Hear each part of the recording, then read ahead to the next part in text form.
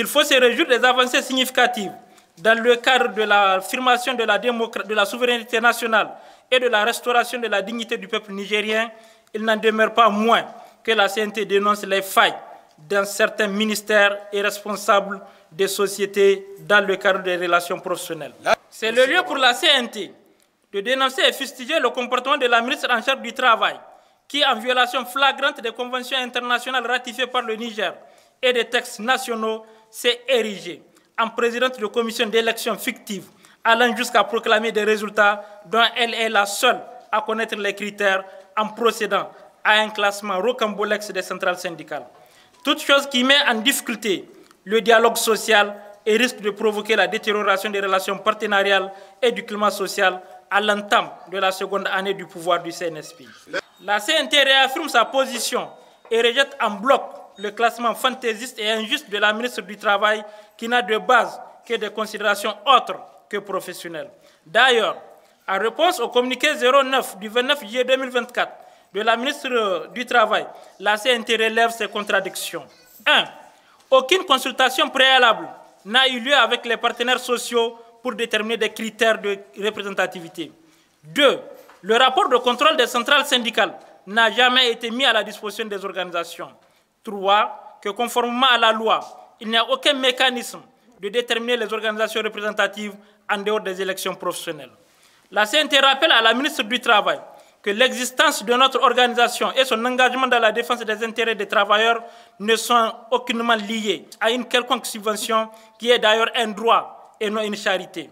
Elle aurait dû également informer l'opinion que la ministre du Travail elle-même prend la dette subvention au même titre que les organisations des travailleurs et le patronat. C'est pourquoi la CNT, fidèle à sa tradition, exige l'organisation des élections professionnelles, seul moyen de détermination des organisations représentatives des travailleurs. Aussi, il convient pour la CNT de dénoncer le non-respect des conventions et lois en matière de droit et de protection des droits de travail dans certaines sociétés, telles que les compagnies de transport, les sociétés de transfert d'argent qui s'opposent à la syndicalisation et font travailler leurs agents, même les jours fériés, sous le regard complice du ministère en charge du Travail et de ses démembrements. L'injustice! L'injustice!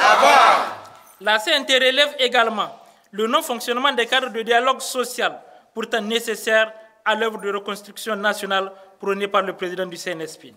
La CNT s'indigne de la rupture de dialogue entre certains directeurs généraux des sociétés d'État et les partenaires sociaux au sein de leur institution. Pendant que le CNSP et le gouvernement se battent pour le contenu local afin de créer des emplois aux jeunes Nigériens et au moment où la situation de Canal 3 trouve un début de solution, la CNT constate avec amertume les licenciements abusifs et la mise en chômage des jeunes Nigériens dans les compagnies de transfert d'argent, au barrage de Kandaji, à l'hôpital général de référence et que sais-je encore. Eu égard à tout ce qui précède, la Confédération nigérienne du travail CNT, conformément à sa ligne de conduite et dans le souci de préserver les acquis des travailleurs arrachés de haute lutte, exige du CNSP et du gouvernement de transition la prise en compte des préoccupations suivantes. 1. La convocation du Conseil national du travail. 2. Le décret d'application pour la revalorisation du SMIC prévu pour prendre effet à compter de janvier 2024. 3. Le recrutement des contractuels de l'éducation, de la culture et de la santé à la fonction publique en privilégiant les plus âgés. 4. La réhabilitation de tous les enseignants victimes d'injustice, dont ceux de l'évaluation de 2017 et du spécial A et B.